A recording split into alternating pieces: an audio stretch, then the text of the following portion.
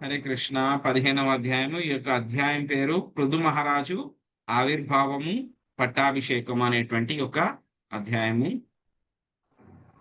మైత్రేయం వాచ అదతస్యా పునర్విప్రై రపుత్తస్యా మహీపతే బాహుభ్యాం మధ్యమానాభ్యాం మిథునం సమపద్యథా. మైత్రేయముని ఇట్లు పలికెను విదురా, అంతటా బ్రాహ్మణులు మునులు తిరిగి వేణుని మృత శరీరం యొక్క 2 బాహువులను మదించగా వాని నుండి ఒక స్త్రీ పురుషుల జంట ఉద్భవించెను. తదృష్ట్వా మిథునం జాతా మృషయో బ్రహ్మవాదినః ఊచుః పరమ సంతుష్టా విదిత్వా భగవద్గలాం. మహామునులు వేదజ్ఞాన పారంగతులైన వారు వేణుని బాహువుల నుండి స్త్రీ పురుషుల జంట జన్మించుటను గాంచి వారు మిగుల ముదముందిరి. ఏలయన ఆ జంట విష్ణు అంశ సంభూతులని వారెరుగగలిగిరి. ఎం లక్ష్మీదేవి మాతాజీ చదవండి. హరే కృష్ణ ప్రభుజీ, దండవత్ ప్రణామాలు. హరే కృష్ణ. వేదజ్ఞాన పారంగతులై మునులు పండితులు అనుసరించిన పద్ధతి పూర్ణముగానున్నది. వేణుని నుండి తొలత బాహుకునికి వారు జన్మ కలుగునట్లుగా చేసిరి. ఇది గడిచిన అధ్యాయంలో వివరించబడినది. దానిచే వేణుని సమస్త పాప ఫలములను వారు తొలగించి వేసిరి. ఆ విధముగా వేణుని దేహము పవిత్రమైనవంతటా స్త్రీ పురుషుల జంట దాని నుండి జన్మించెను. ఈ జంట విష్ణు భగవానుని విస్తారమే అని మహామునులు ఎరుగగలిగిరి. అయినను ఆ విస్తారము విష్ణుతత్వము కాదు, అది విశేషముగా శక్తి ప్రదానము కావింపబడిన విష్ణు విస్తారం, ఆవేశావతారం అని తెలియబడినది. విస్తారము మాత్రమే. హరే కృష్ణ ప్రభుజీ, దండవత్ ప్రణామాలు. హరే కృష్ణ మాతాజీ. సో ఎప్పుడైతే కనుక వేణు యొక్క శరీరంలోంచి వాళ్ళు మొత్తం ఆ యొక్క పాప కర్మలు ఏవైతే ఉన్నాయో వాటిలన్నిటిని కూడా వాళ్ళు తొలగించేశారు. తొలగించేసిన తర్వాత మళ్ళీ ఏం చేశారంట వాళ్ళు, వేణు యొక్క శరీరంలో 2 బాహువులను, ఇదివరకు ఏం చేశారు, తొడల్ని మదించారు. ఈసారి ఏం చేశారు, 2 బాహువుల్ని కూడా వాళ్ళు మదించారనమాట. ఆ విధంగా మదించడం మూలంగా ఏమైంది, ఇద్దరు అన్నమాట జంట, ఒక స్త్రీ పురుషులు ఇద్దరు కూడా ఆ యొక్క వేణువు యొక్క శరీరం నుంచి వాళ్ళు ఆవిర్భవించారనమాట. సో వాళ్ళిద్దరూ కూడా ఎప్పుడైతే గనక మహామునులు ఎవరైతే ఉన్నారో వేదజ్ఞాన పారంగతులు అన్నమాట, వేణువు శరీరం నుంచి ఒక స్త్రీ పురుషుల జంట రావడం చూసి వాళ్ళు చాలా సంతోషించారనమాట.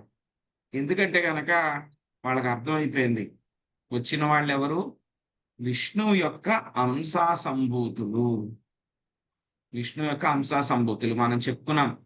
స్వామి యొక్క అవతారాల గురించి మనం ప్రథమ స్కందంలో కూడా చెప్పుకున్నాం. మనం రకరకాలైనటువంటి అవతారాలు, అందులో ఒక అవతారం ఏమిటి, శక్త్యావేశ అవతారము. అందులో ఒక అవతారం. సో ఆవేశ అవతారం అంటే కనుక ఎంపవర్డ్ అన్నమాట. వాళ్ళు ఏదో ఒక రకమైనటువంటి ప్రత్యేక కార్యాన్ని చేయడం కోసము మామూలుగా ఉండేటువంటి జీవులకి అటువంటి శక్తి ప్రదానం చేయడం జరుగుతుంది అన్నమాట. శక్తి ప్రదానం, అందుకే వాళ్ళని ఏమంటారు, శక్తి ఆవేశ అవతారము అని అంటారు అన్నమాట. సో ఈ విధంగా ఇప్పుడు వచ్చినటువంటి ఆ యొక్క జంట లక్ష్మీదేవి నారాయణుడు, వాళ్ళిద్దరి యొక్క శక్త్యావేశ అవతారాలు అన్నమాట. వాళ్ళిద్దరూ కూడా వాళ్ళిద్దరిని చూసి చాలా చాలా ఆనందపడ్డారు అన్నమాట. సో అప్పుడు ఋషులు మాట్లాడుతున్నారు, పలుకుతున్నారు. ఏం పలుకుతున్నారో చూద్దాం. ఋషయం ఊచుః ఏష విష్ణోర్భగవత కళాభువన పాలిని ఇయం చ లక్ష్మ్యాం సంభూతిః పురుషాస్వాయ పాయిని. మహర్షులు ఇట్లు పలికిరి, సమస్త విశ్వమును పోషించినట్టు విష్ణు భగవాన్ని శక్త్యాంశమే ఈ పురుషుడు. భగవానుని ఏనాడును ఎడబాయని లక్ష్మీదేవి అంశాభూతమే ఈ స్త్రీ. రత్నకుమారి మాతాజీ చదవండి. హరే కృష్ణ ప్రభుజీ, దండవత్ ప్రణామ్. భాష్యం బై శ్రీల ప్రభుపాదుల వారికి జై.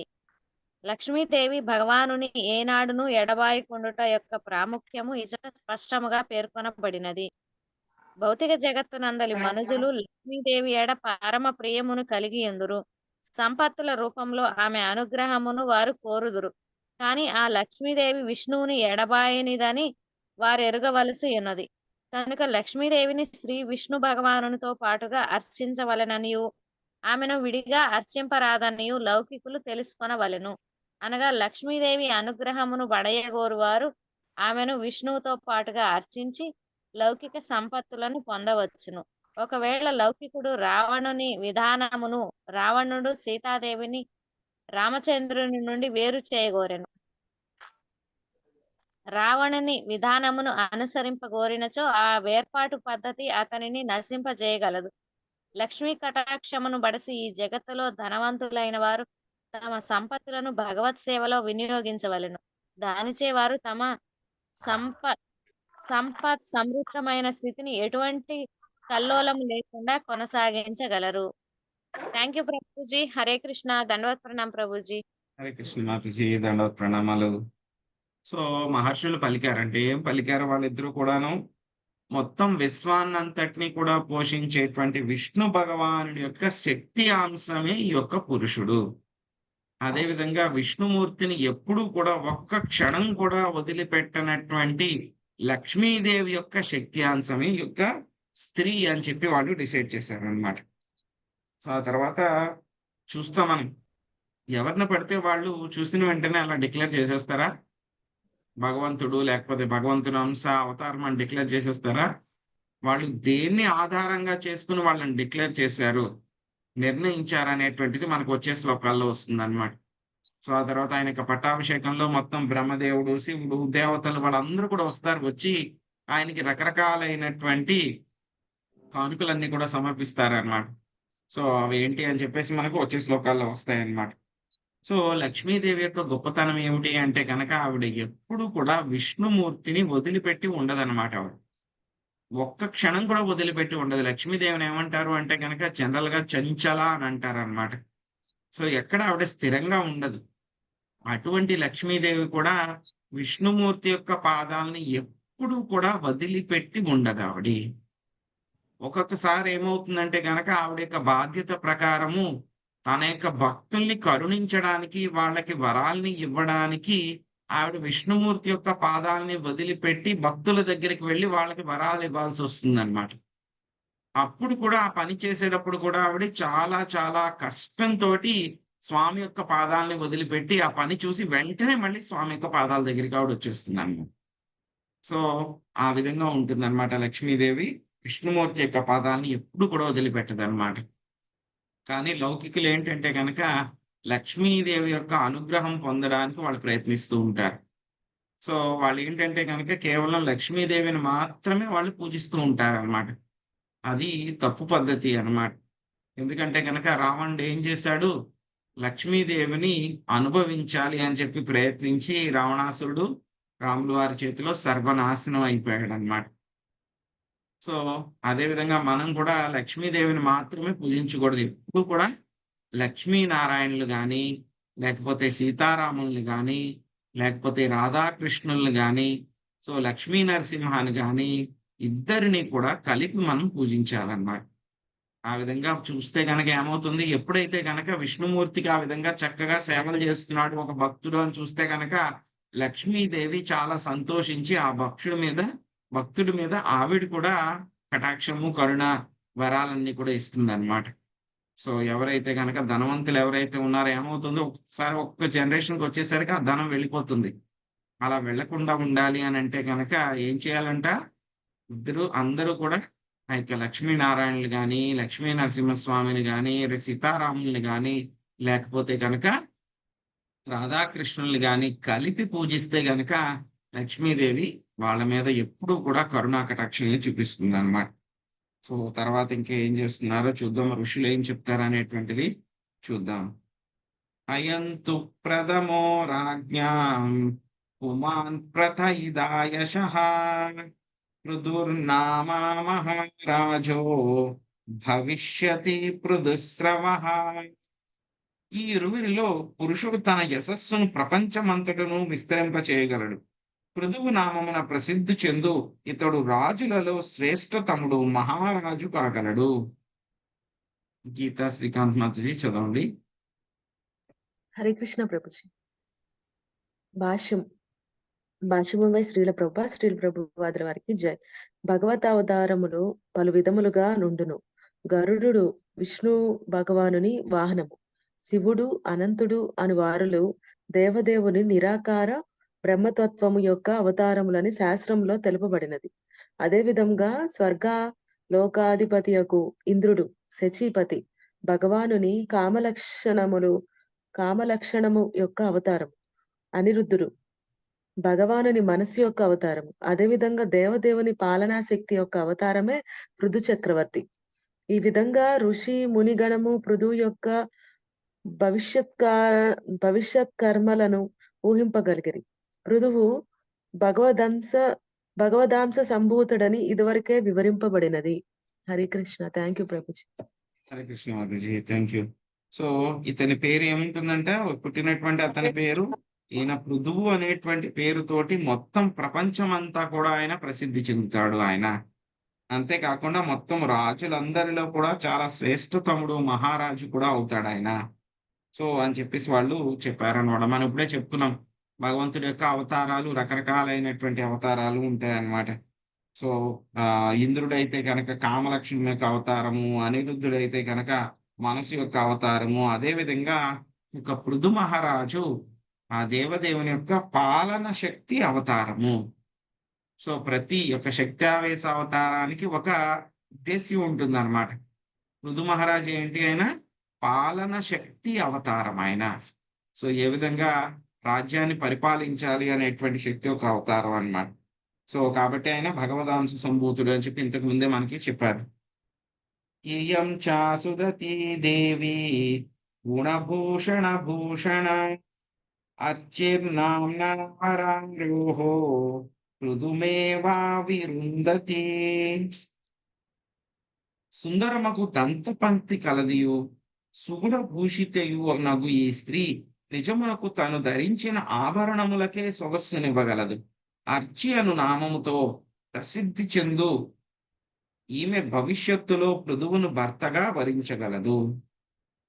ఏస సాక్షాదరే రంసో జాతో లోకారి రక్షయా ఇయం చ తత్పరాహి శ్రీరనుజ్ఞానపాయతే. ప్రపంచ జనులను రక్షించుటకు భగవానుడే తన శక్తి అంశచే పృథువు రూపమున అవతరించెను. లక్ష్మీదేవి భగవానుని నిత్య సహచరి కనుక తన అంశచే అర్చి రూపమున అవతరించినది.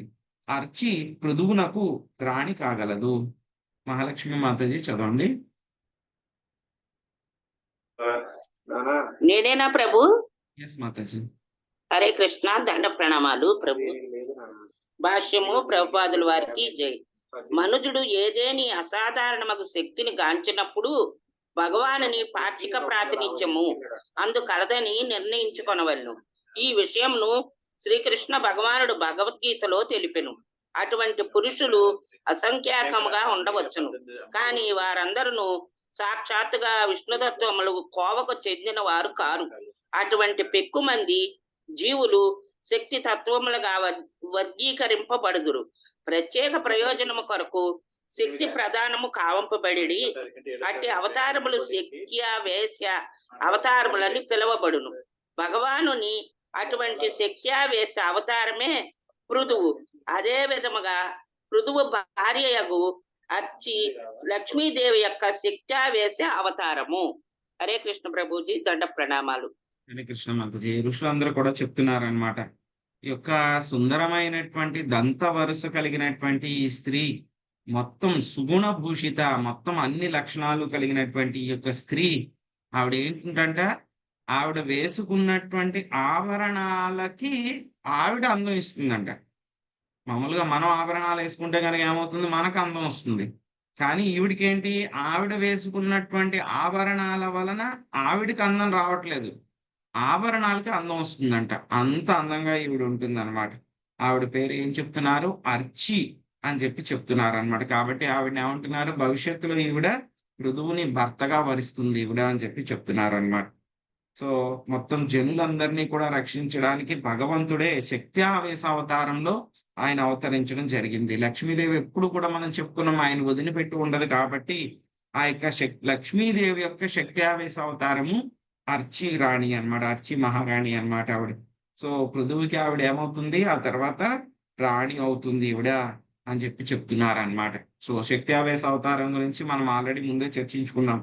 ఏదైనా సరే ఒక అసాధారణమైనటువంటి కార్యాన్ని నిర్వర్తించాలి అని అంటే కనుక కొంతమంది జీవులకి స్వామి ఏం చేస్తారు, అటువంటి అసాధారణమైనటువంటి శక్తిని ఇస్తారన్నమాట. అసాధారణమైనటువంటి శక్తి ఇస్తారు. సో పరశురాముడు కూడా అదే విధంగా ఆయనకు కూడా అసాధారణమైనటువంటి శక్తి ఇచ్చారు. ఆయనకి మొత్తం క్షత్రియ వంశాన్ని అంతా కూడా ప్రక్షాళన చేసి భూభారాన్ని తగ్గించడం అనేటువంటి శక్తి అన్నమాట. సో అదే విధంగా మనకి వ్యాస ముని కూడా ఆయన కూడా శక్త్యావేశ అవతారం అన్నమాట. సో ఆయన ఏంటి ఆ యొక్క ఏదైతే కనుక గ్రంథాలన్నీ కూడా రచించడం కోసం అని చెప్పేసి ఆయనకి శక్త్యావేశ అవతారం అన్నమాట. అదే విధంగా పృథు మహారాజు కూడా పాలన శక్తి యొక్క శక్త్యావేశ అవతారం అన్నమాట. మైత్రేయం వాచ ప్రశంసంతి స్మతం విప్రా గంధర్వాపరాజగుః ముముచుః సుమనోధారః సిద్ధా నృత్యంతి స్వస్త్రియః. మైత్రేయుడు పలికెను, విదురా, ఆ సమయమున బ్రాహ్మణులందరూ పృథువును మిగిలి కొనియాడిరి. గంధర్వలోక గాయకులు అతని మహిమలను కీర్తించిరి. సిద్ధలోక వాసులు పుష్పవృష్టి కురిపించగా స్వర్గలోకమునకు చెందిన సౌందర్యవత్తులకు స్త్రీలు పారవస్యంతో నృత్యములు చేసిరి. శంఖతూర్యా మృదంగాద్యా నేదుర్దును భయోదివే తత్ర సర్వా ఉపాజగ్మో దేవర్షి పితృణాంగణః. దివి అందు శంఖములు, తూర్యములు, మృదంగములు, దుందుబులు మ్రోగింపబడినవి. అన్ని లోకముల నుండి ఋషులు, పితృదేవతలు, దేవతలు ధరిత్రికి అరుదించిరి. బ్రహ్మ జగద్గురుర్దైవే సహాస్మృత్యా సురేశ్వరహై వైనస్యా దక్షిణే హస్తే దృష్ట్వా చిహ్నం గదాభృతః పాదయోరరవిందం చ తం వై మేనే హరే కళా యస్యా ప్రతిహతం చక్ర మంసహస్యా పరమేష్ఠినః. గీతా శ్రీకాంత్ మాతాజీ మీరు ట్రాన్స్లేషన్ చదవండి. జగద్గురువకు బ్రహ్మదేవుడు దేవతలను దేవతా శ్రేష్ఠులను కూడి అచ్చటకు వచ్చెను. పృథువు కుడిచేతి యందు విష్ణు భగవానుని అరచేతి రేఖలను మరియు పాదముల యందు కమల చిహ్నములను గాంచి అతడు భగవదంశ సంభూతుడే అని బ్రహ్మ తెలుసుకొనగలిగెను. అరచేతి యందు చక్ర చిహ్నమును మరి అట్టి ఇతర రేఖలను కలిగిన వానిని భగవదంశ సంభూతినిగాను లేదా భగవతవతారముగను భావింపవలెను. హరే కృష్ణ. Thank Hare you. కృష్ణ. పద్మిని మాతాజీ భాష్యం చదవండి.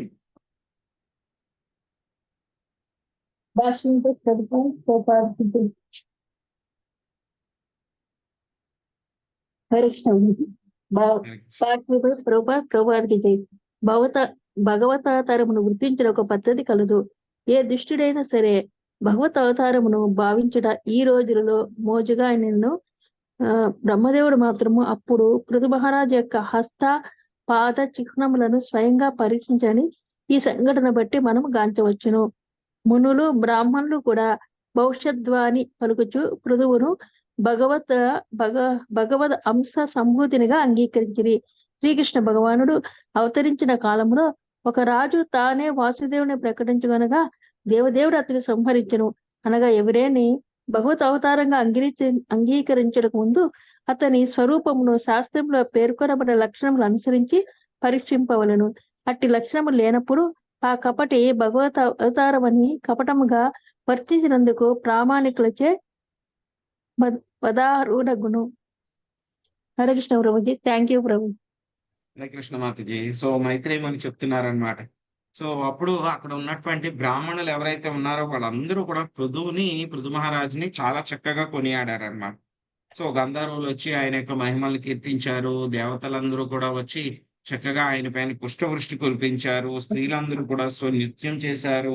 సో మొత్తం ఆ యొక్క మంచి మంచి వాయిద్యాలు ఏవైతే ఉన్నాయో, సంగీత వాయిద్యాలు, వాటినన్నిటిని కూడా వాయించారు. సో పితృదేవతలు, దేవతలు, ఋషులు అన్ని లోకాల నుంచి కూడా వాళ్ళందరూ కూడా భూమి మీదకి వచ్చారన్నమాట. సో ఇంకా ఎవరు వచ్చారు? బ్రహ్మదేవుడు కూడా వచ్చారు. జగద్గురు అయినటువంటి బ్రహ్మదేవుడు, దేవతలు, దేవతా శ్రేష్ఠులు అందరూ కూడా వచ్చారన్నమాట. వచ్చి ఏం చేశారంట? పృథు మహారాజు యొక్క కుడి చేతిలో విష్ణు భగవానుడి యొక్క అరచేతి రేఖలు ఉన్నాయంట.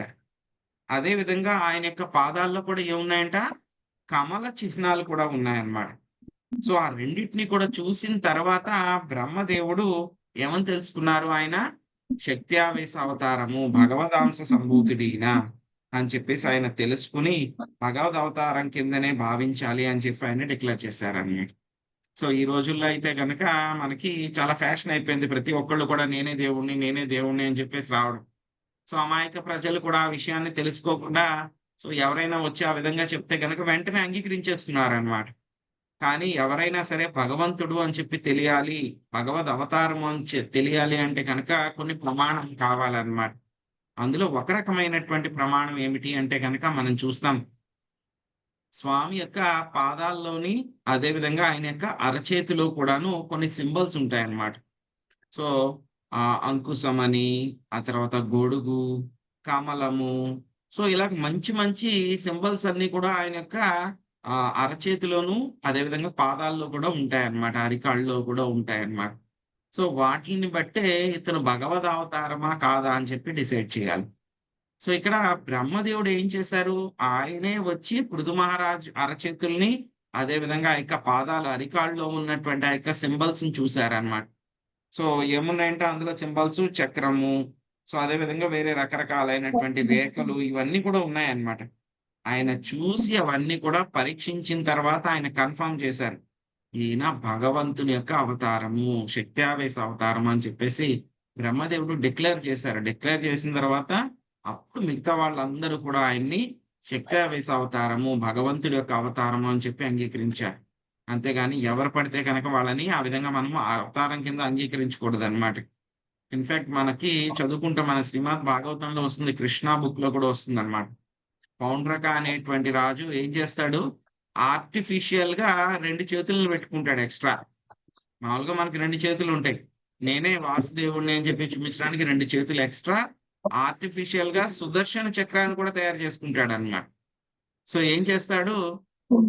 ఒకసారి కృష్ణుడికి అన్నమాట లెటర్ పంపిస్తాడు.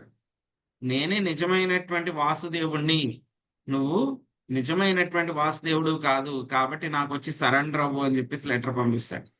సో కృష్ణుడు ఈయన సంగతి ఏంటో చూద్దామని చెప్పేసి ఒకసారి వెళ్తారన్నమాట. వెళ్ళి కృష్ణుడు చెప్పండి ప్రభుజీ, ఏం మాతాజీ? ఎవరు ఎట్లా చేసింది ప్రభుజీ? పౌండ్రక వాసుదేవ, పౌండ్రక అనేటువంటి వ్యక్తి అని.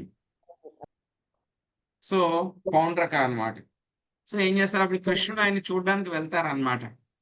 వెళ్ళిన తర్వాత ఈ విధంగా ఆర్టిఫిషియల్ గా 2 చేతులు, ఆర్టిఫిషియల్ గా సుదర్శన చక్రం ఇవన్నీ కూడా పెట్టుకుంటాడు అనమాట.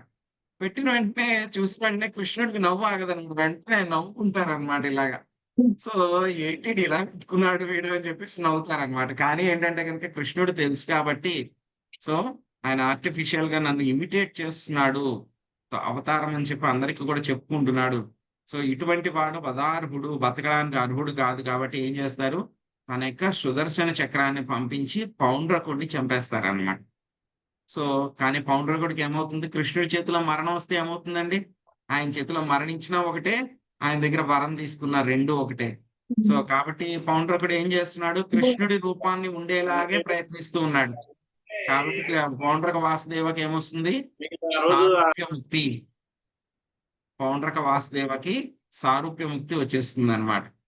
సో అలాగా ఆ యొక్క సింబల్స్ చూసే మనం డిసైడ్ చేయాలి. అంతేగాని ఎవరిని పడితే కనుక వాళ్ళని మనం భగవంతుడి కింద అంగీకరించకూడదు అనమాట. సో ఇక్కడ బ్రహ్మదేవుడే వచ్చి ఆ యొక్క సింబల్స్ అంతా కూడా చూసి డిక్లేర్ చేశారు.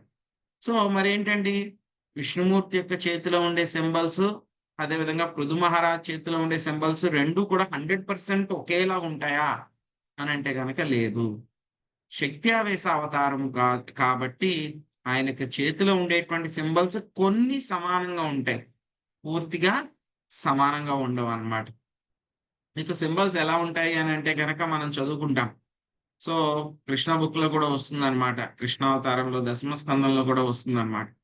అక్రూరుడు ఏం చేస్తాడు, కృష్ణుడిని తీసుకుని వెళ్దాము అని చెప్పేసి బయలుదేరతాడు. ఎక్కడి నుంచి బయలుదేరతాడు, మధుర నుంచి బయలుదేరతాడు, బృందావనానికి వెళ్తూ ఉంటాడు అన్నమాట. వెళ్తూ ఉంటే కనుక దారిలో ఆయన డ్రైవ్ చేసుకుంటూ వెళ్తాడు. బృందావనం అంతా కూడా శ్రీకృష్ణ భగవానుడు ఏం చేస్తారు, ఆయన చెప్పులు కూడా ఏమీ వేసుకోకుండా ఉత్తి పాదాలతోనే మొత్తం అంతా కూడా ఆయన నడుస్తూ ఉంటారు ఎక్కడైనా సరే. ఆయన పాదాలు నడిచారంటే కనుక బృందావన వాసులు ఏంటి, కృష్ణుడు పాదం పెడితే కనుక దాని మీద మళ్ళీ వాళ్ళు అతిక్రమించడం కానీ మళ్ళీ తొక్కడం కానీ చేసేవాళ్ళు కాదన్నమాట. సో ఎప్పుడైతే కనుక అక్రూరుడు ఈ విధంగా చూస్తూ ఉంటే కనుక ఆ బృందావనంలోకి ఎంటర్ అయిన తర్వాత శ్రీకృష్ణ భగవానుడి యొక్క పాదముద్రలను చూస్తారనమాట. ఆ రథం ఆపి కిందకు వెళ్ళి చూస్తారనమాట, యొక్క పాదముద్రలను చూస్తారు. అందులో మనం చెప్పుకున్నట్లు ఈ యొక్క శంఖము, గొడుగు, అంకుశము, ఇంకా కమలము, ఇలాగ మంచి మంచి సింబల్స్ అన్ని కూడా ఉంటాయి అన్నమాట.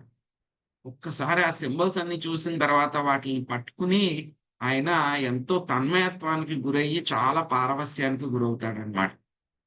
సో అక్రూరుడు ఆ తర్వాత మళ్ళీ స్వామికి దర్శనం కలుగుతుంది అక్రూరుడికి. బట్ ఆయనకి స్వామి యొక్క పాదముద్రలు ఆ విధంగా ప్రింట్ చేయబడతాయి అన్నమాట. అదే విధంగా శ్రీమతి రాధారాణికి అష్టసకులకి కూడా వాళ్ళ యొక్క పాదాల్లో రకరకాలైనటువంటి సింబల్స్ ఉంటాయి అన్నమాట. సో మనకి ఇక్కడ చెప్పలేదు, ఈవెన్ అర్చీదేవి, లక్ష్మీదేవి కూడా అటువంటి సింబల్స్ కూడా ఉంటాయి అన్నమాట. సో ఆ యొక్క సింబల్స్ ద్వారానే, ఎందుకంటే కనుక మన చేతుల్లో అనుకోండి ఏముంటాయి, గీతలు ఉంటాయి, పిచ్చి గీతలు ఉంటాయి, అవి ఇవి పైకి కిందికి వెళ్తూ ఉంటాయి, కానీ ఒక కరెక్ట్ అయినటువంటి షేప్ ఎక్కడ ఉండదు. ఒక్క షేప్ కూడా ఉండదు మన చేతిలో, ఒక చిన్న కమలం కానీ లేకపోతే ఒక అంకుశం కానీ ఏది ఉండదు, ఎందుకంటే కనుక మనం సామాన్యులం కాబట్టి. కానీ ఈ యొక్క సింబల్స్ అన్ని కూడా అవతారం కాబట్టి వాళ్ళ చేతిలో సింబల్స్ అన్ని కూడా వేరేగా ఉంటాయి అన్నమాట. వాటిని బట్టి మనం అవతారము అని చెప్పేసి డిక్లేర్ చేయాలి, అంతేగాని లేకపోతే ఎవరు పడితే వాళ్ళని మనము అవతారము అని చెప్పేసి మనము చెప్పుకోకూడదు అన్నమాట. తస్యాభిషేక ఆరబ్ధో బ్రాహ్మణైర్భా బ్రహ్మవాదిభిః ఆవిషేచాని కాన్యస్మై ఆజహ్రు సర్వతో జనాః. నాగం సునీత మాతాజీ చదవండి ట్రాన్స్లేషన్. హరే కృష్ణ ప్రభుజీ, దండవత్ ప్రణామం. బ్రహ్మవాదులకు బ్రాహ్మణులు పిదప రాజు యొక్క పట్టాభిషేకమునకై ఏర్పాట్లు కావించిరి. సమస్త దిక్కుల నుండి జనులు ఉత్సవమునకై నానావిధ సామగ్రిని తెచ్చిరి. ఆ విధముగా అంతయు సంపూర్ణముగా నయ్యను. హరే కృష్ణ ప్రభుజీ, థ్యాంక్ యూ. హరే కృష్ణ మాతాజీ. సరిత్ సముద్రాగిరయో నాగా గావా ఖగా మృగాః ద్యౌక్షితి సర్వభూతాని సమాజాక్రూరుపాయనం. శ్రీదేవి అడప మాతాజీ చదవండి ట్రాన్స్లేషన్.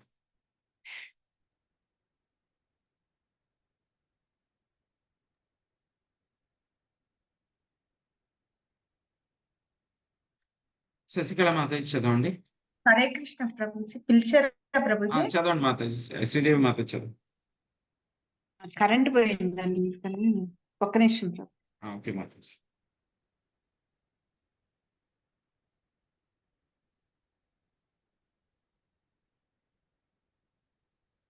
హరే కృష్ణ ప్రభుజీ, దండవత్ ప్రణామాలు.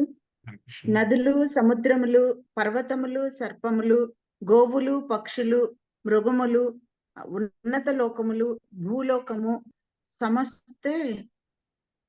సమస్తేతరపు జీవులు తమ శక్తానుసారము రాజునకు నానా విధములకు కానుకలను తెచ్చిరి. హరే కృష్ణ ప్రభుజీ, ధన్యవాదాలు ప్రభుజీ. హరే కృష్ణ మాతాజీ. సోభిషిక్తో మహారాజః సువాసా సాధ్వలంకృతః పత్న్యార్చిశేలంకృతయా విరేజాగ్నిరివాపరః.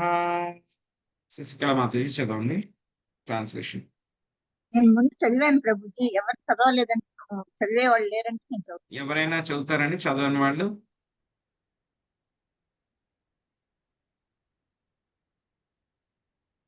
చదివేసేయండి మాతాజీ మీరు, ఇది ఒకటే. అలాగే ప్రభు. ఆ విధంగా మృదు మహారాజు వస్త్రాభూషణములతో శ్రేష్టముగా అలంకృతుడై పట్టాభిషిక్తుడయ్యాడు. అతడు మరియు శ్రేష్టాభరణ భూషితయగు అతని భార్య అర్చి అప్పుడు అగ్ని వలె గోచరించింది. ధన్యవాదాలు ప్రభు. హరే కృష్ణ మాతాజీ, థ్యాంక్ యూ. సో ఈ విధంగా ఆయన యొక్క సింబల్స్ అన్ని కూడా కన్ఫర్మ్ చేసిన తర్వాత పృథు మహారాజు యొక్క పట్టాభిషేకం కోసం అందరూ కూడా ఆ యొక్క బ్రహ్మవాదులు ఎవరైతే ఉన్నారో వాళ్ళందరూ కూడా అరేంజ్మెంట్స్ చేశారన్నమాట. సో రాజు పట్టాభిషేకం అవుతున్నారంటే కనుక ఆయనకి రకరకాలైనటువంటి కానుకలు ఇవ్వడానికి నదులు, సముద్రాలు, పర్వతాలు, సర్పాలు, ఆవులు, పక్షులు, మృగాలు, ఉన్నత లోకాలు, భూలోకం మొత్తం అన్ని రకాలైనటువంటి జీవులు అందరూ కూడా వాళ్ళ యొక్క శక్తి ప్రకారం ఆ యొక్క రాజుకి కానుకలు ఇవ్వడం కోసం అని చెప్పేసి వాళ్ళందరూ కూడా వచ్చారన్నమాట. అప్పుడు పృథు మహారాజు అదే విధంగా అర్చి మహారాణి ఆవిడ ఇద్దరు కూడాను చాలా చక్కగా అలంకరించుకున్నారన్నమాట. అలంకరించుకున్న తర్వాత వాళ్ళిద్దరూ ఎలా కనపడ్డారంట, చాలా వెలిగిపోతూ ఉన్నారన్నమాట. అగ్నిలాగా వాళ్ళు వెలిగిపోతూ ఉన్నారు, అంత బాగా ఉన్నారు అని చెప్పి చెప్పడం జరుగుతుందన్నమాట.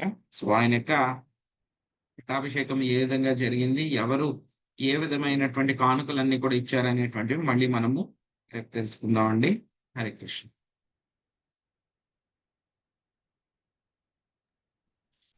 ధన్యవాదాలు ప్రభుజీ. హరే హరే కృష్ణ. థ్యాంక్ యూ మాతాజీ. హరే కృష్ణ ప్రభుజీ, దండవత్ ప్రణామం. హరే కృష్ణ ప్రభుజీ. హరే కృష్ణ ప్రభుజీ. ప్రభుజీ. హరే హరే కృష్ణ. కృష్ణ ప్రభుజీ, ప్రణామాలు. హరే కృష్ణ. హరే కృష్ణ ప్రభుజీ. హరే కృష్ణ ప్రభుజీ. హరే కృష్ణ. హరే కృష్ణ. హరే కృష్ణ ప్రభుజీ, దండవత్ ప్రణామాలు. హరే కృష్ణ. ఇందులో 26 శ్లోకాలు ఉన్నాయి ప్రభుజీ. హరే కృష్ణ మాతాజీ, దండవత్ ప్రణామాలు. హరే కృష్ణ. హరే కృష్ణ ప్రభుజీ, హరే దండవత్ కృష్ణ. ప్రణామం. హరే ప్రభుజీ, కృష్ణ. హరే కృష్ణ ప్రభుజీ. హరే కృష్ణ ప్రభుజీ. చెప్పండి మాతాజీ. ప్రభుజీ వేణు వేణ- దేహం నుంచి ఇప్పుడు వేణ- ఇద్దరు వచ్చారా ప్రభుజీ? ఇద్దరు వచ్చారా? వేణు శరీరం నుంచి ముందు ఆ బాహుకుడు వచ్చాడు. ఆయన తర్వాత మళ్ళీ ఆయన యొక్క భుజాల్లోంచి పృథు మహారాజు, అర్చి మహారాణి వాళ్ళిద్దరు కూడా వచ్చారు అన్నమాట ఒకేసారి. Okay okay Prabhuji. ప్రభుజీ వేణ మహారాజు నుంచి శరీరం ఎప్పుడైనా చనిపోతే ఆత్మ సూక్ష్మ శరీరం, స్థూల శరీరం ద్వారా తను నరకం గాని పాపం వల్ల పుణ్యం వల్ల స్వర్గం అట్లా వెళ్తారు కదా. కానీ ఇక్కడ పాపం ఆయన శరీరంలోని పాపంతో ఆ ఆయన ఎవరు బాహుకుడు వస్తాడు కదా, అట్లా ఎలా మా ప్రభుజీ? అంటే ఆయన యొక్క శరీరం కూడా అపవిత్రం అయిపోయింది కదండి. అపవిత్రం అయిపోయింది. ఆ పాపం అంతా కూడా ఉందన్నమాట ఆ యొక్క శరీరంలో. ఆ యొక్క శరీరం ఇంకా కూడా నాశనం అవ్వలేదు పూర్తిగా. యాక్చువల్ గా ఏంటంటే మామూలుగా అయితే కనుక శరీరాన్ని వెంటనే నాశనం చేసేస్తారు, కాల్చడం గాని లేకపోతే కనుక పక్షులకి వేసేయడం గాని అలా చేస్తారనమాట. కానీ వేణు యొక్క శరీరాన్ని తల్లి భద్రపరిచింది కాబట్టి అందులో ఇంకా పాపాలు అలాగే ఉండిపోయినాయి అనమాట. సో వాటిని అన్నిటినీ కూడా ముందు ఏం చేశారు, మనం చెప్పుకున్నాం కదా, ఆ యొక్క సునీత యొక్క అసోసియేషన్ వలన ఏమైంది, ఆయన యొక్క ధ్రువ మహారాజు యొక్క వీర్యం, వంశం యొక్క గొప్ప వీర్యం, అంగ మహారాజు యొక్క వీర్యం ఏమైంది, అపవిత్రమైంది అని చెప్పి తెలుసుకున్నాను. సో ఏదైతే కనుక అపవిత్రమైందో, ఆ పాపభూయిష్టం ఏదైతే ఉందో వాటిని అంతా కూడా తొలగించేశారనమాట. అయితే శరీరానికి కూడా పాపం ఉంటదంటారా? సో ఆ యొక్క శరీరం అంతా కూడా అలా ఉంచారు కాబట్టి దాంట్లో ఉన్నటువంటి ఆ యొక్క పాపం వీర్యానికి అపవిత్రమైంది కాబట్టి ఆ వీర్యాన్ని తీశారు మాతాజీ. ఆ యొక్క వీర్యం అపవిత్రమైంది అని చెప్పారు కదా, దాంట్లో ఉన్నటువంటి పాపాన్ని ఏదైతే అపవిత్రం ఉందో దాన్ని తీసేశారన్నమాట. మామూలుగా అయితే ఆయన కాబట్టి అలా, కాకపోతే మామూలుగా జనరల్ మనుషులకు అలా ఉండదు కదా ప్రభుజీ, శరీరానికి కూడా మనుషులకి పాపం అలాగే ఉంటదా? ఉండదు మాతాజీ. అదంతా కూడా మామూలు వాళ్ళకి, మనలాంటి వాళ్ళకి అయితే కనుక పాపం మనతో పాటే వేరే ప్లేస్ లో స్టోర్ అయి ఉంటుంది అనమాట. అదే సూక్ష్మ శరీరం, స్థూల శరీరం. యాక్చువల్ గా దాన్ని స్టోర్ చేయటం కారణంగా వీర్యం ఇంకా శక్తివంతంగానే ఉంది. ఆ వీర్యం నుంచి ఇప్పుడు వెళ్ళి తీసుకుని వస్తారనమాట. కింద భాగం నుంచి నిషాదుడు, భుజాల నుంచి ఆయన అనమాట. ఆ వీర్యం ఇంకా ఉంది. మన లాంటి శరీరాలకైతే అది వెంటనే నాశనం అయిపోతుంది. సో ఆయన కూడా ఇంకో జన్మ. ఇచ్చారనమాట. ఓకే. బ్రాహ్మణులు మళ్ళీ మంత్రాలన్నీ పట్టించి వాళ్ళు మళ్ళీ భగవంతుని ప్రార్థించి అప్పుడు ఆ వీర్యం ఉంది కాబట్టి దాని నుంచి తీసుకురాగలిగారు. అయితే భగవంతుడు ఇప్పుడు ఏ విధంగా అయినా అయితే ఇప్పుడు ఆవిర్భవించవచ్చు. పృథు మహారాజు అవును ఎలాగైనా ఆవిర్భవిస్తారు. ఎక్కడి నుంచైనా ఆవిర్భవిస్తారు పృథు మహారాజు. ఆ నిషాదుడు ఉమ్, ఏంటంటే ఆ కలుషితమైన వీర్యం ఏదైతే ఉందో దాని నుంచి నిషాదుడు వచ్చేస్తాడు. తర్వాత పృథు మహారాజు వీళ్ళందరి ప్రార్థన కారణంగా మహారాజు వస్తారు. పృథు అప్పుడు మహారాజుకి వీర్యానికి నిషాదుడు సంబంధం లేదు కదా పెద్దవాడన్నమాట. ప్రభుజీ. ప్ర- ప్ర- పృథు పృథు మహారాజ్కి మహారాజుకి వీర్యానికి సంబంధం లేదు అయితే అప్పటికి. వీర్యం అంటే వేణుడి యొక్క వీర్యం నుంచి వచ్చారు కదా ఆయన. బాహువుల నుండి వచ్చారు కదా అప్పటికి. వేణు ఆ యొక్క వీర్యం నిషాదుడు నుంచి ఆయన యొక్క నిషాదుడు వెళ్ళిపోయాడు బాహువుల్ని చిలికితే వచ్చారనమాట. అప్పటికి. మరి అంటే అపవిత్రం పోయింది అయితే వేణు ఆయన యొక్క నుంచి. వీర్యం ప్యూరిఫైడ్ స్టేట్ లో ఉంది. ఉమ్, వేణుడి యొక్క వీర్యం దాని నుంచి పృథు మహారాజు వచ్చారు. ఓహో, ఓకే అప్పుడు ప్రభుజీ. నిషాదుడు భగవంతుడు ఎక్కడి నుంచైనా రావచ్చండి. ఏ వీర్యం నుంచైనా రావచ్చు. ఆయన అనుకోవాలి మరి నరసింహస్వామి ఎక్కడి నుంచి వచ్చారు? స్తంభంలో నుంచి వచ్చారు. ఎవరైనా తల్లి గర్భాన్ని ఆశ్రయించి తల్లి ద్వారా ఏమన్నా వచ్చారా? లేదు. మరి కపిల మహర్షి ఎలా వచ్చారు? ఆయన తల్లి గర్భంలోంచి తీసుకుని మామూలు మనలాగే వచ్చారు ఆయన. సో కాబట్టి భగవంతుడు ఇలాగ రావాలి, ఇలాగ చెయ్యాలి అని చెప్పి రూల్ ఏమీ లేదు. సో అదే విధంగా చూస్తాం, వరాహస్వామి ఎలా వచ్చారు? శ్వేత వరాహస్వామి బ్రహ్మదేవుడి యొక్క నాసికలోంచి వచ్చేసారు. ఆయనే ఆశ్చర్యపోతారు, నా ముక్కులోంచి వచ్చారా, ఇంత పెద్దగా ఉన్నారా, ఇంతలా అయిపోతున్నారా అని చెప్పి ఆయనే ఆశ్చర్యపోతారు బ్రహ్మదేవుడే అని. సో ఆయనకు కూడా ఉండదు. సో ఎలా జరిగింది ఏంటి అని చెప్పి ఆయన కూడా ఆశ్చర్యమే కొండారనమాట. అంగుష్ట మాత్రంగా కదా ప్రభు ముక్కులోకి వెళ్ళింది భగవానుడు. అంగుష్ట ఏంటండి? మాత్రంగా వెళ్ళి బ్రహ్మదేవుడు వరహాస్వామి ముక్కులోకి వెళ్ళినప్పుడు అంగుష్ట మాత్రంగా బొటన వేలంత రూపంతో అంత ముక్కులోకి ఉండి ఆ వస్తాడు. తర్వాత ఆకాశంలోకి వెళ్ళిన తర్వాత చాలా పెద్ద పెద్దగా అయిపోతాయి. ప్రభు అవును 12 నెలల వరకు ఏరే గర్భంలో సూక్ష్మ శరీరం వెళ్ళదంట. నిజమా ప్రభు? ఏంటి మాతాజీ? మనిషి చనిపోయిన తర్వాత 12 నెలల వరకు ఏరే దేహాన్ని పొందదు సూక్ష్మ శరీరం అంటారే, నిజమా ప్రభు? అవును మాతాజీ. అదే గరుడ కూడా అంటే పురాణం ప్రకారం అయితే కనుక 12 నెలల వరకు కూడా ఏంటంటే కనుక ఆ యొక్క యముడి యొక్క ఆ యొక్క లోకం ఏదైతే ఉంటుందో ఆ లోకానికి వెళ్ళడానికి జర్నీ పడుతుంది అనమాట. 12 నెలలు పడుతుంది. సంవత్సర అప్పుడు కాలంలో సంవత్సరం వెళ్తారు అని చెప్పారు మాతాజీ ప్రభుజీ అవును, ఇంతకు ఒక ముందు. 1 ఇయర్ అంటే పడుతుంది. అంటే ఒక్కొక్క 12 నెల నెలలు అంటే 1 ఇయర్ కదా, చేయాలా అంటారు. 1 ఇయర్ పడుతుంది. మరి అందుకే ఇక్కడ సంవత్సరికం చేస్తారు. 43వ శ్లోకంలో వేణుడు ఎప్పుడో వెడలిపోయినాడు, నిక్కముగా అతడు మరి ఒక దేహమును పొందియే ఉండవచ్చును అని ఇచ్చారు కదా ప్రభు. చెప్పాడు కదా ప్రభు, అందుకు ట్రైనింగ్ అడుగుతున్నాను. ఇస్తారా మళ్ళీ అంటే దేహం తీసుకుంటారు? వేణుడు ఆయన జర్నీ స్టార్ట్ అయిపోయింది. నరకానికి వెళ్ళడానికి వేణు యొక్క జర్నీ స్టార్ట్ అయిపోయింది యాక్చువల్ గా. సో యాతనా వేరే శరీరం దేహాన్ని పొంది ఉండొచ్చు అని చెప్పి చెప్తున్నారు అనమాట. ఇంకా సో అది ఇంకా తెలియదు కదా. సో ఇంకా పొంది ఉండవచ్చు అని చెప్పి చెప్తున్నారు అనమాట. సో ఆ టైం గ్యాప్ ఎంత అయింది కూడా మనకు తెలియదు కదా. వేణు చనిపోయిన తర్వాత ఎన్ని సంవత్సరాలు అంటే ఎన్నాళ్ళకి మళ్ళీ ఆ యొక్క చిలికారు ఇలాగానే అది కూడా ఎక్కడ రాసి లేదు కదా.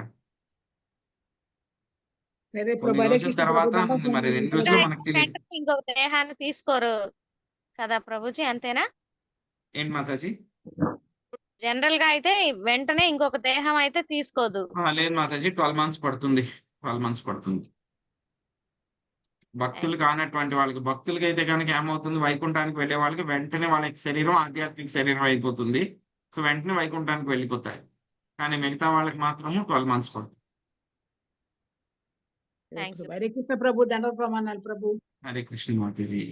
అప్పుడు 12 మంత్స్ తర్వాతే వేరే దేహం దొరుకుతుంటారా? 12 మంత్స్ తర్వాత అప్పుడు యమధర్మరాజు దగ్గరికి వెళ్తారు. అప్పుడు ఆయన డిసైడ్ చేస్తారు. సో 12 మంత్స్ తర్వాత కూడా వెంటనే దేహం వచ్చేస్తుందని చెప్పి కన్ఫర్మేషన్ ఏమీ లేదు.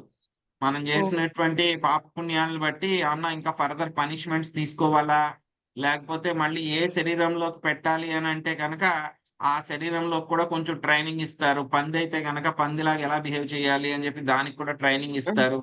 సో ఇదంతా కూడా టైం పడుతుంది అనమాట. వెంటనే 12 నెలలు అయిన తర్వాత శరీరం వచ్చేస్తుందని కాదు, బట్ అట్లీస్ట్ 12 నెలలకి ఆ యొక్క యమపురి ఏదైతే ఉంటుందో అక్కడికి రీచ్ అవుతారు అనమాట.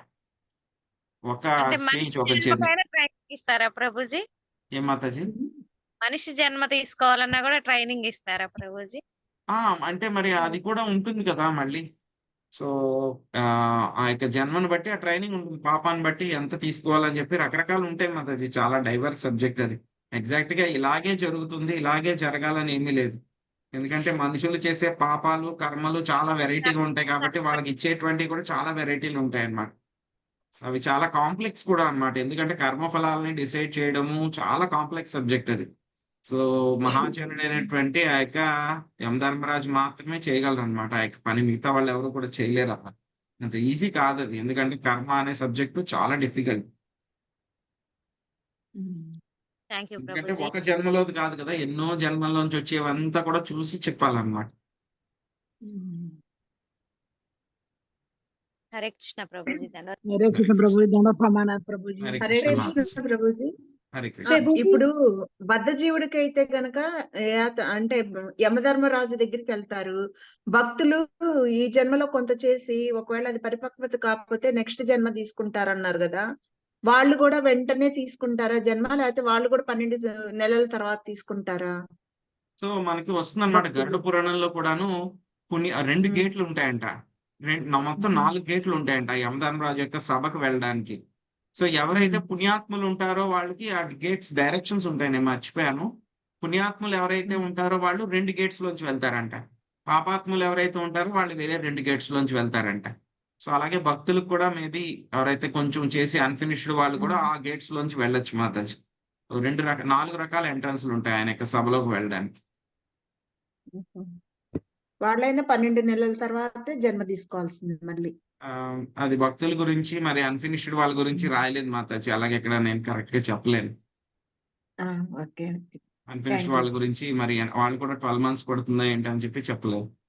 బట్ ఏంటంటే కనుక యమధర్మరాజు మనకి చెప్పిన దాన్ని బట్టి భాగవతంలో అయితే కనుక వాళ్ళకి యమభటులు చెప్పారనమాట. ఎవరైతే కనుక హరినామాన్ని తీసుకుంటారో, భక్తులు ఎవరైతే ఉంటారో వాళ్ళ మీద మనకి ఎటువంటి కంట్రోల్ లేదు, జ్యూరిస్డిక్షన్ లేదు, వాళ్ళ దగ్గరకు కూడా వెళ్ళొద్దు అని చెప్పారు. సో కాబట్టి అవును. అన్ఫినిష్డ్ వాళ్ళు కూడా వెళ్తారా లేదా ఏంటి అనేది మరి అది not sure Mataji. But Yamadharmaraju statement అయితే అలా వస్తుంది మనకి 5వ స్కందంలో వచ్చేస్తుంది. అజామిలా ఫాస్ట్ టైం అయిన తర్వాత అన్నమాట. భక్తుల ఉమ్, దరిదాపుల్లో కూడా వెళ్ళొద్దు, వాళ్ళ మీద మనకి ఎటువంటి కంట్రోల్ లేదు అని చెప్పి చెప్తారనమాట.